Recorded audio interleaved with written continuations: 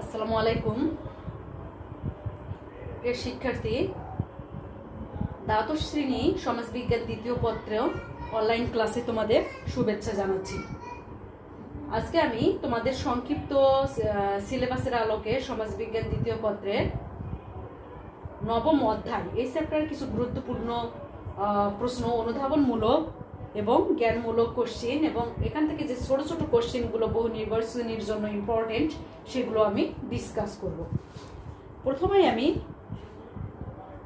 অনুধাবনমূলক যে কোশ্চেনটি ডিসকাস করব সেটি হচ্ছে সামাজিক সমস্যা, সামাজিক মূল্যবোধ ও আদর্শের পরিপন্থী ব্যাখ্যা করো। নবম অধ্যায় হচ্ছে বাংলাদেশের সামাজিক সমস্যা ও প্রতিকারের উপায়। এই চ্যাপ্টারে অনেক রকম বাংলাদেশ সামাজিক সমস্যাগুলো রয়েছে: পানি দূষণ, মাটি দূষণ, জনসংখ্যা সমস্যা, ইফটিজিং, বার্ধক্য সমস্যা, মাদকাসক্তি, বেকার সমস্যা, এগুলো। তো ফার্স্ট কোশ্চেন আমাদের অনুধাবনমূলক: সামাজিক সমস্যা, সামাজিক মূল্যবোধ ও আদর্শের পরিপন্থী ব্যাখ্যা কর। যখন কোনো অস্বাভাবিক অবস্থা প্রচলিত সামাজিক মূল্যবোধ ও আদর্শের প্রতি হুমকি সৃষ্টি করে তখন সমাজে বিভিন্ন ধরনের অবাঞ্ছিত অবস্থা সৃষ্টি হয় যা সামাজিক মূল্যবোধ ও আদর্শের পরিপন্থী। তো সমাজের প্রতিটি মানুষে কোনো না কোনো মূল্যবোধ দ্বারা প্রভাবিত হয়। মূল্যবোধ ছাড়া কোনো মানুষ সমাজে বেঁচে থাকতে পারে না। একজন ব্যক্তি তার নিজস্ব পারিবারিক, প্রাতিষ্ঠানিক ও সামাজিক সকল প্রকার মূল্যবোধ দ্বারাই প্রভাবিত হয়। তাহলে এই মূল্যবোধটা এবং আদর্শটা খুব ইম্পর্টেন্ট, কারণ এই মূল্যবোধ এবং আদর্শ দ্বারাই কিন্তু একটা সামাজিক জীব হিসেবে মানুষ কিন্তু পরিচালিত হয় এবং প্রভাবিত হয়। এমনকি মানুষের আচার আচরণ নিয়ন্ত্রণ এবং পরিচালনায় সামাজিক মূল্যবোধ একটা শক্তিশালী বাহন হিসেবে কাজ করে। যখনই এই মূল্যবোধ ও আদর্শ সমাজ বিরুদ্ধ হয়ে যায় তখনই সেটা সামাজিক সমস্যায় পরিণত হয়। তাহলে সামাজিক সমস্যা সামাজিক মূল্যবোধ এবং আদর্শের পরিপন্থী, অর্থাৎ হচ্ছে প্রচলিত সামাজিক মূল্যবোধ এবং আদর্শের পরিপন্থী কোনো কাজ হলে কিন্তু সেটা সমাজের জন্য হুমকি স্বরূপ হয়ে যায়, সেটাই ওখানে বলা হয়েছে।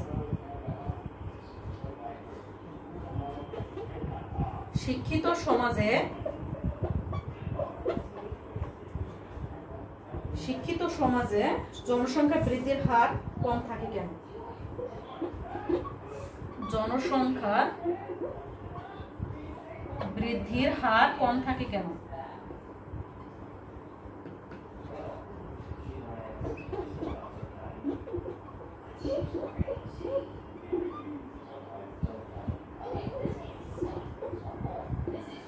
শিক্ষিত সমাজে জনসংখ্যা বৃদ্ধির হারটা তুলনামূলক কম, তোমরা জানো। কারণটা কি? কারণ শিক্ষিত সমাজে সচেতনতা বেশি। শিক্ষিত সমাজে অধিকাংশ ছেলে মেয়ে স্কুল, কলেজ এবং বিশ্ববিদ্যালয়ে লেখাপড়া করে। আর এই বিশ্ববিদ্যালয়, স্কুল, কলেজগুলোতে লেখাপড়া গ্রহণ করে ব্যস্ত থাকার কারণে তাদের পক্ষে তারা হচ্ছে কম বয়সে অথবা বাল্য বিবাহ কিন্তু শিক্ষিত সমাজে কম, আমরা জানি। শিক্ষিত ছেলেমেয়েরা তাদের জীবন ধারণ এবং ভবিষ্যৎ একটা সুন্দর প্ল্যানের জন্য প্ল্যান তারা তৈরি করে থাকে, যে পরিকল্পনায় স্বাভাবিকভাবে কম সন্তান গ্রহণের বিষয়টির উপর তারা বেশি জোর দেয়। আর এই জন্যই শিক্ষিত সমাজে জনসংখ্যা বৃদ্ধির হার কম থাকে। কারণ শিক্ষিত সমাজে সাধারণত সচেতন তারা। জনসংখ্যা বৃদ্ধির সমস্যাগুলো কি সে বিষয়গুলো তারা বেশি সম্মুখ জ্ঞাত। তারা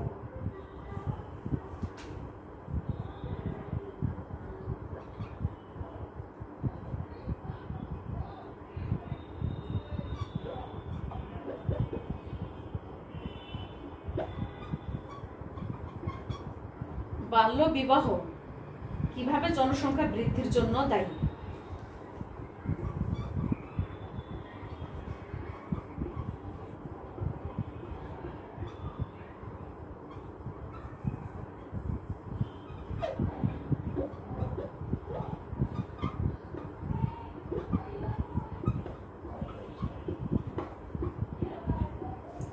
বাল্য বিবাহ কিভাবে জনসংখ্যা বৃদ্ধির জন্য দায়ী? আমরা জানি জনসংখ্যা বৃদ্ধির যেসব কারণ রয়েছে তার মধ্যে বাল্য বিবাহ অন্যতম। বাল্য বিবাহটা কি? যাদের বিবাহের বয়স হয়নি, কম বয়সে বিবাহ হয়েছে, সেটাকে বলে বাল্য বিবাহ। তাই বাল্য বিবাহের ফলে যারা বাল্য বিবাহ করে সেই দম্পতিরা অল্প সময়ে অনেকগুলো সন্তানের জন্ম দেওয়ার একটা সুযোগ লাভ করে, যার ফলে জনসংখ্যা বৃদ্ধি পায়। তো বাল্য বিবাহ একটি সামাজিক বিষবৃক্ষ। এই সামাজিক সমস্যা সৃষ্টির ক্ষেত্রে একটি গুরুত্বপূর্ণ অন্তরায় বা নিয়ামক হিসেবে কাজ করে এই হচ্ছে কি বলে বাল্য বিবাহ। যারা বাল্য বিবাহ করে তারা জন্ম নিয়ন্ত্রণ সম্পর্কেও সচেতন থাকে না এবং অপরিকল্পিতভাবে সন্তান জন্ম দিতে থাকবে, যে কারণে জনসংখ্যা বৃদ্ধি পায়।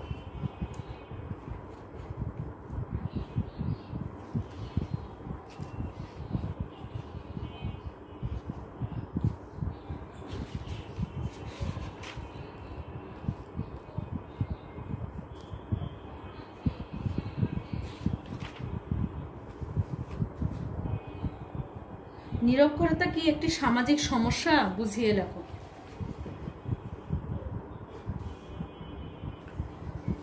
নিরক্ষরতা কি একটি সামাজিক সমস্যা? বুঝিয়ে লেখো। এখানে যে নিরক্ষরতা অবশ্যই একটি সামাজিক সমস্যা, কারণ অশিক্ষিত জনশক্তি তখনই দেশের মূলধন হিসেবে বিবেচিত হবে যখন তাদের শিক্ষিত করে তোলা হবে। নিরক্ষর জনগণ নিজের অধিকার ও কর্তব্য সম্পর্কে উদাসীন থাকে, সেজন্য তারা দেশের বোঝা হিসেবে পরিণত হয়। শুধু তাই নয়, নিরক্ষরতা যেমন একটি সমস্যা, তেমনি অন্যান্য সমস্যা সৃষ্টির ক্ষেত্রেও কিন্তু এই নিরক্ষরতা একটা নিয়ামক হিসেবে কাজ করে। এই নিরক্ষরতা দূরীকরণে নারী শিক্ষার বিকল্প নেই। ব্যাখ্যা করো। নিরক্ষরতা দূর করার জন্য নারী শিক্ষার ভূমিকা একটা অগ্রগণ্য, কারণ নারীকে বাদ দিয়ে নিরক্ষরতা দূরীকরণ কখনোই সম্ভব নয়। যেহেতু বাংলাদেশের জনসংখ্যার শতকরা প্রায় 48.5% নারী, এই বৃহৎ জনগোষ্ঠীকে উপেক্ষা করে নিরক্ষরতার সমস্যা দূর করা সম্ভব নয়, কখনো সম্ভব নয়। উন্নত দেশগুলোতে যদি আমরা দেখি তাহলে নারী শিক্ষার প্রতি কিন্তু সেখানে গুরুত্ব দেওয়া হয় সবচেয়ে বেশি। সে তুলনায় বাংলাদেশের নারীরা অনেক পিছিয়ে। তাই নারীদের জন্য আলাদা বিদ্যালয় স্থাপন করে বিশেষ যদি সুযোগ সুবিধা প্রদান করা হয় এবং শিক্ষার প্রতি যদি সচেতনতা সৃষ্টি করা হয় তাহলে নিরক্ষরতা দূর হবে এবং প্রয়োজনীয় পরিকল্পনা গ্রহণ করা এখনই দরকার। কারণ নারীরা শিক্ষিত না হলে নিরক্ষরতা দূর করা একটা আকাশ কুসুম কল্পনা মাত্র।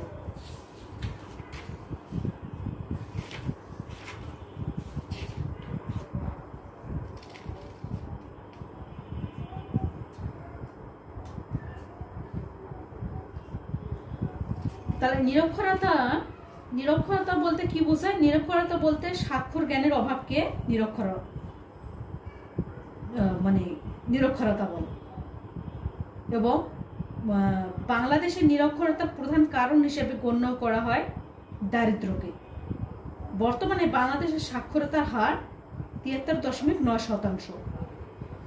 শিক্ষার ব্যয়ভার যদি কমানো যায় তাহলে দেশ থেকে নিরক্ষরতার অভিশাপ অনেকটা দূর হবে বলে অনেকে মনে করেন।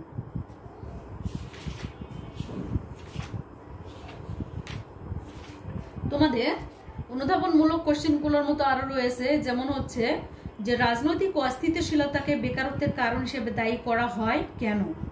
রাজনৈতিক অস্থিতিশীলতাকে বেকারত্বের কারণ হিসেবে দায়ী করা হয় কেন? ব্যাখ্যা করো। রাজনৈতিক অস্থিতিশীলতার কারণে বেকারত্ব বৃদ্ধি পায়।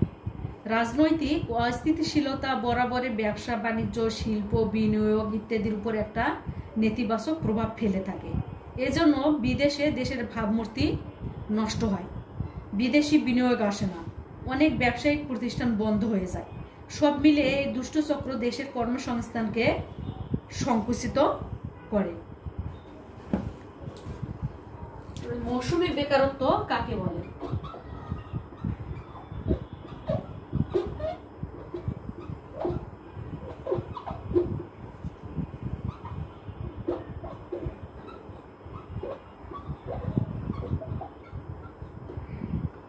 মৌসুমী বেকারত্ব কাকে বলে? ঋতুকালীন বৈশিষ্ট্যের কারণে কর্মসংস্থানের অভাবকে কিন্তু মৌসুমী বেকারত্ব বলে। উদাহরণ দিয়ে তোমাদের বলতে হয় যে গ্রামীণ বাংলাদেশে কোনো বিশেষ ঋতুকালীন ফসল বোনা বা ফসল কাটার পর যে একটা সিজন মানে সিজনাল একটা ফসলের পর কিছুদিন কাজ না থাকায় সাময়িক একটা কাজের অভাব দেখা দেয় এবং বেকারত্ব দেখা দেয়। অর্থাৎ বিশেষ বিশেষ ঋতুতে কাজ না থাকায় কিছু মানুষ সাময়িক কালের জন্য বেকার হয়ে পড়ে। শুধু গ্রাম নয়, শিল্প এলাকায় মাঝে মাঝে মানে এমনটি দেখা যায়। এই যে এরূপ বেকারত্বকে মৌসুমী বেকারত্ব বলে। যখন কাজ থাকে না, কাজের অফ সিজন, তখন যে বেকারত্ব সৃষ্টি হয় এই বেকারত্বকে মৌসুমী বেকারত্ব বলে।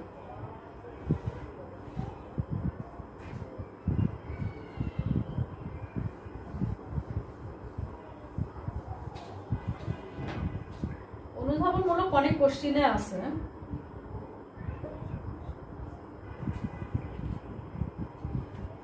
মাদকাসক্তি কিভাবে পরিবারের সুখ শান্তি বিপন্ন করে?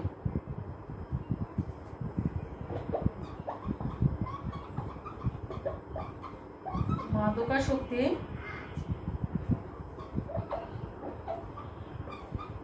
কিভাবে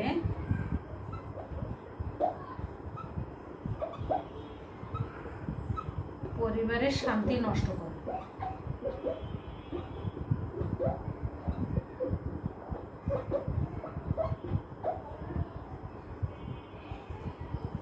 মাদকাসক্তি বর্তমানে বাংলাদেশের একটি সবচেয়ে বড় সমস্যা। মাদকাসক্তি ব্যক্তি তার পরিবার পরিজনকে নিয়ে পরিবারের ঘরে বাইরে সব জায়গায় নানা ধরনের একটা সমস্যায় পড়ে। মাদকাসক্ত যারা, তাদের আচার আচরণ কার্যকলাপ প্রায় কীরকম বিরক্তকর, অবাঞ্ছিত, অবৈধ, ক্ষতিকর এবং ক্ষেত্র বিশেষে দেখা যাচ্ছে জীবন এবং সম্পত্তি এগুলোর জন্য হুমকি স্বরূপ। ফলে মাদকাসক্ত যে ব্যক্তি, সেই ব্যক্তির কারণে পরিবারে একটা অশান্তি সৃষ্টি হয় এবং পরিবারের শান্তি বিঘ্নিত হয়। এ ধরনের পরিবার সমাজের চোখেও হেয় প্রতিপন্ন হয়।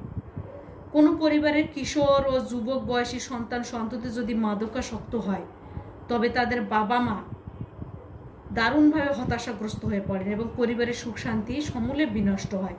সে বাবা মা কিন্তু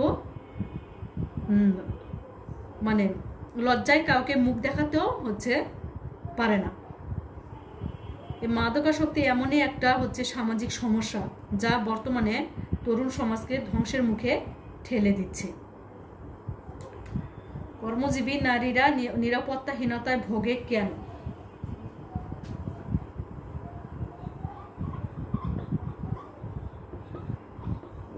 কর্মজীবী নারীরা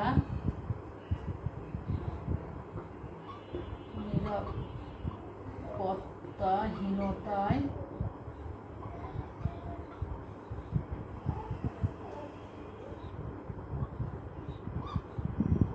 ভোগে কেন?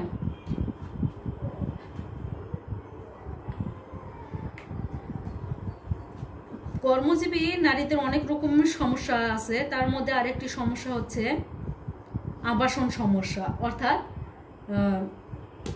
কর্মজীবী নারীরা সামাজিক এবং পরিবেশগত কারণে নিরাপত্তাহীনতায় ভোগে। বর্তমান সমাজে প্রতিটি ক্ষেত্রেই নারীরা অবহেলিত এবং নির্যাতিত হচ্ছে। বিশেষ করে কর্মক্ষেত্রে নারীরা নানাভাবে সমস্যার শিকার হচ্ছে, যেমন যৌন নির্যাতন, অধিক কাজে বাধ্য করা, মানসিকভাবে চাপে রাখা, পুরুষ সহকর্মী চেয়ে বেতন কম পাওয়া, বিভিন্ন রকম এই সমস্যাগুলো ফেস করতে হচ্ছে, যার ফলে নারীরা কর্মস্থলে বিভিন্নভাবে নিরাপত্তাহীনতায় ভোগে।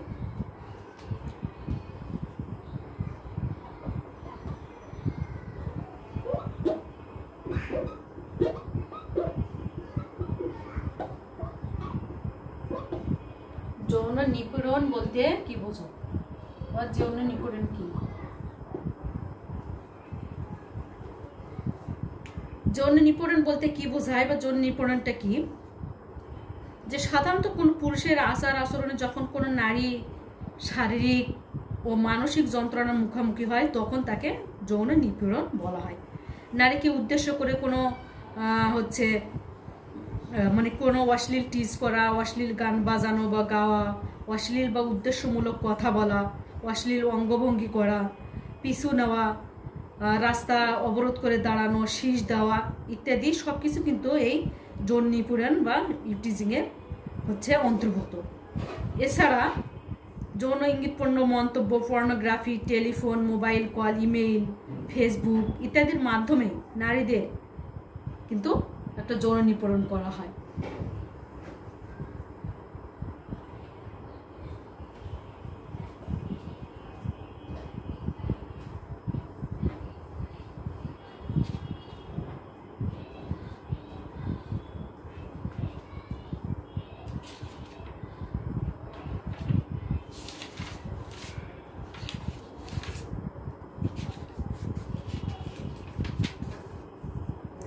বার্ধক্য হচ্ছে দ্বিতীয় শৈশব।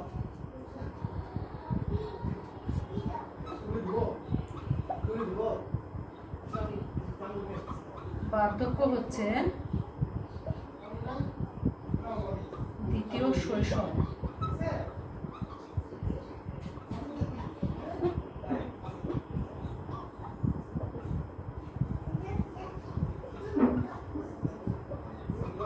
ব্যাখ্যা কর। বাংলাদেশের সমস্যাগুলোর মধ্যে আরেকটি সমস্যা হচ্ছে এই হচ্ছে বার্ধক্য সমস্যা। বার্ধক্যকে দ্বিতীয় শৈশব বলা হয় এই জন্যই যে বার্ধক্য মানুষের শারীরিক ক্ষমতা হ্রাস করে পরনির্ভরশীল করে তোলে। এই সময়কেই দ্বিতীয় শৈশব বলা হয়েছে, কারণ শৈশব তথা শিশু বয়সে মানুষ একা চলতে পারে না, নিজের যত্ন করতে পারে না, সঠিক সিদ্ধান্ত নিতে পারে না, কোনো কঠিন কাজ করতে পারে না, অন্যের সাহায্যে কিন্তু যেমন শিশুদের চলতে হয় সেরকম বার্ধক্য মানুষ এসব সমস্যা ফেস করে এবং এই সমস্যার কারণে পরিবারের অন্যদের উপর নির্ভরশীল হয়ে পড়ে। এই জন্য কিন্তু বার্ধক্যকে দ্বিতীয় শৈশব বলা হয়। জঙ্গিবাদ বলতে কি বোঝো?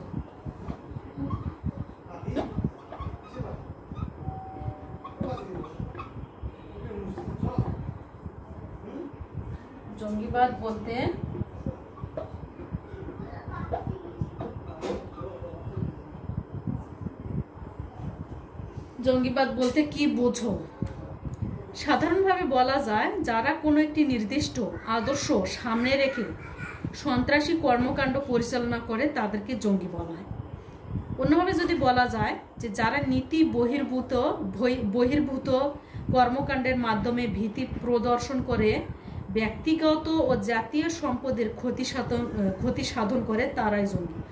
অর্থাৎ যারা নীতি বহির্ভূত কর্মকাণ্ডের মাধ্যমে ভীতি প্রদর্শন করে ব্যক্তিগত ও জাতীয় সম্পদের ক্ষতি সাধন করে তারাই জঙ্গি। জঙ্গিবাদের কোনো সুনির্দিষ্ট দর্শন থাকতেও পারে আবার নাও থাকতে পারে। জঙ্গিদের একমাত্র লক্ষ্য থাকে সমাজ বা রাষ্ট্রকে অস্থিতিশীল ও আতঙ্কগ্রস্ত করে তোলা এবং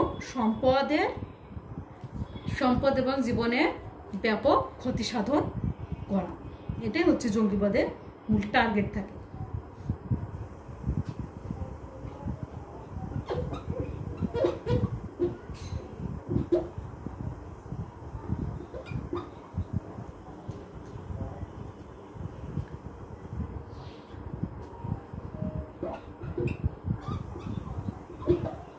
পানি দূষণ কি? পানি দূষণ বলতে কি বুঝো?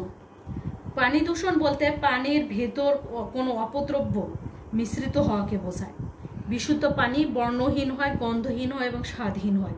কিন্তু এ পানি যদি ময়লা, আবর্জনা, বিষাক্ত জীবাণু, রাসায়নিক পদার্থ, বর্জ্য ইত্যাদি দ্বারা দূষিত হয় তখন পানির একটা স্বাভাবিক ধর্ম সেটি কিন্তু আর থাকে না। এরূপ হওয়ার ফলে পানি দৈনন্দিন স্বাভাবিক কাজকর্মে ব্যবহার করা যায় না, আর এটি হচ্ছে পানি দূষণ। আরেকটি কোশ্চেন হচ্ছে বৃক্ষ নিধনের ফলে কি সমস্যা সৃষ্টি হতে পারে?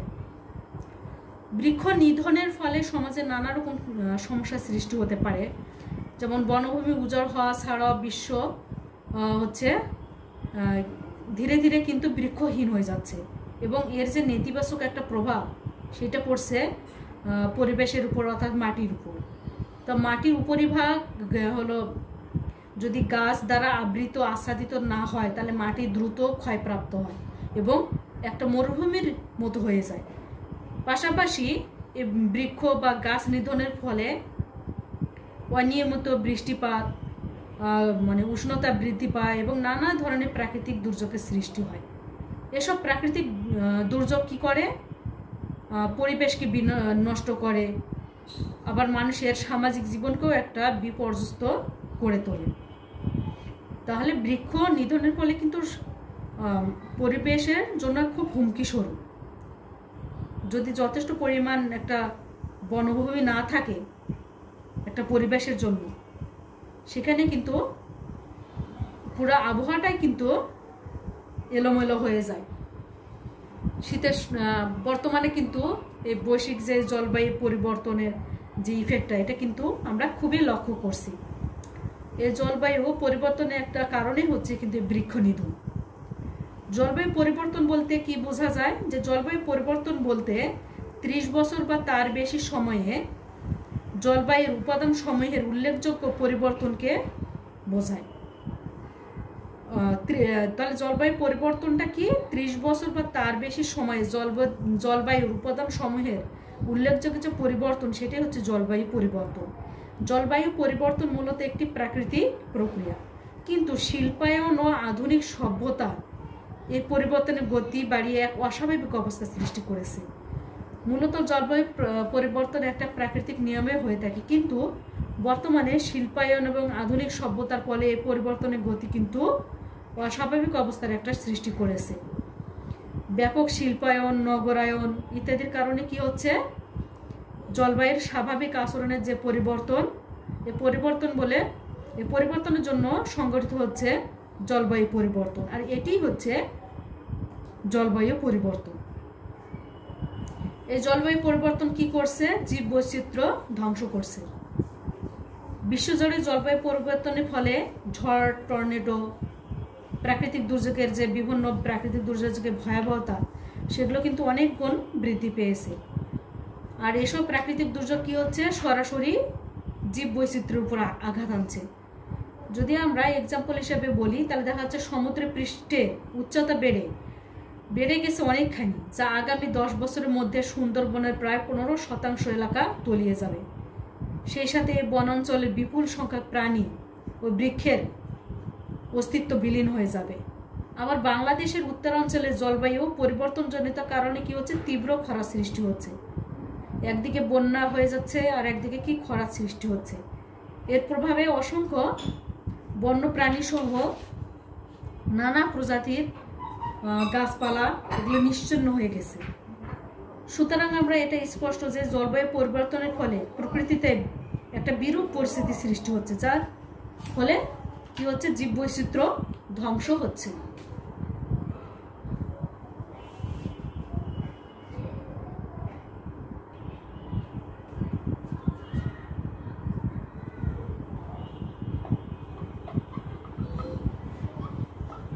জ্ঞানমূলক যে কোশ্চেনগুলো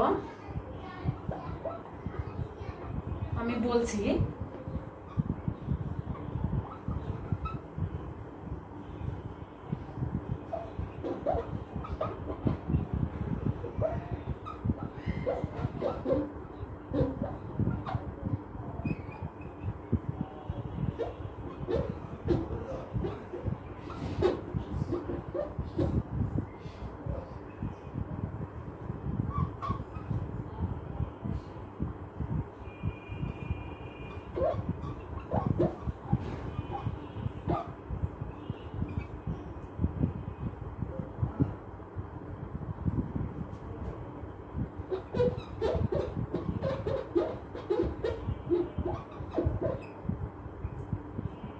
জ্ঞানমূলক কোশ্চেনগুলোর মধ্যে যে সামাজিক সমস্যার ধারণা থেকে যে হলো এই সামাজিক সমস্যা কি আসতে পারে, সামাজিক সমস্যা কি?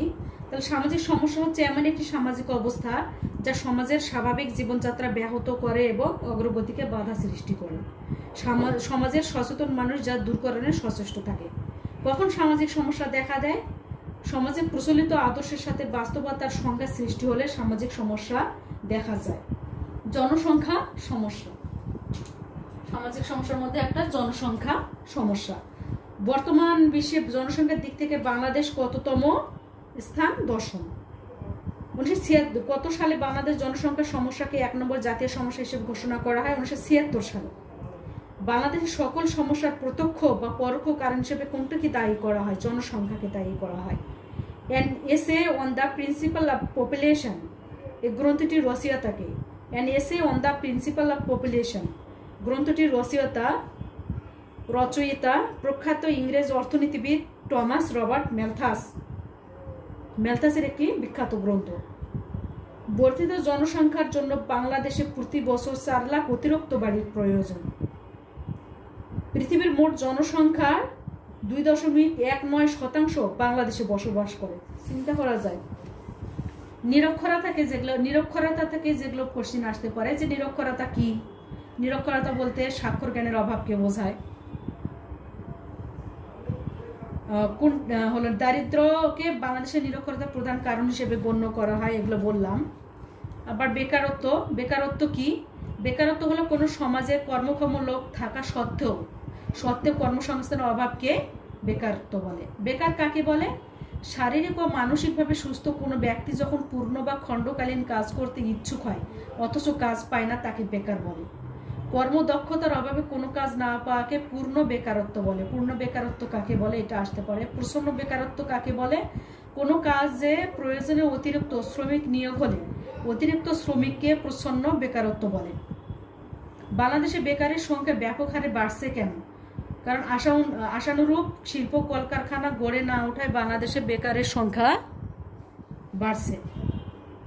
তারপর আরেকটি সমস্যা হচ্ছে কি? মাদকাসক্তি। মাদকাসক্তি থেকে যে জ্ঞানমূলক কোশ্চিনগুলো হতে পারে সেগুলো হচ্ছে যে বর্তমানে বাংলাদেশে মাদকাসক্তির সংখ্যা প্রায় 66 লাখ। জাতিসংঘ 16 জুন তারিখে আন্তর্জাতিক মাদক প্রতিরোধ দিবস হিসেবে ঘোষণা করেছে। 16 জুন তারিখে আন্তর্জাতিক মাদক প্রতিরোধ দিবস হিসেবে ঘোষণা করেছে জাতিসংঘ।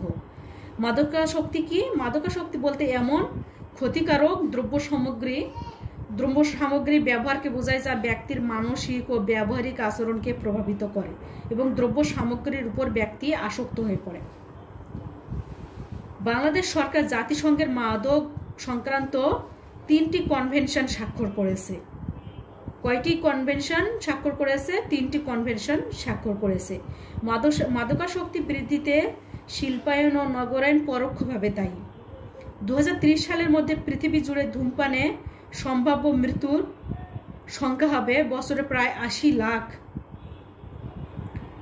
তারপর এই টপিক থেকে যে জ্ঞানমূলক কোশ্চিনগুলো আসতে পারে, যে বাংলাদেশের নারীর সামাজিক নিরাপত্তা জনিত সমস্যার ধারণা, কারণ, প্রভাব ও প্রতিকার।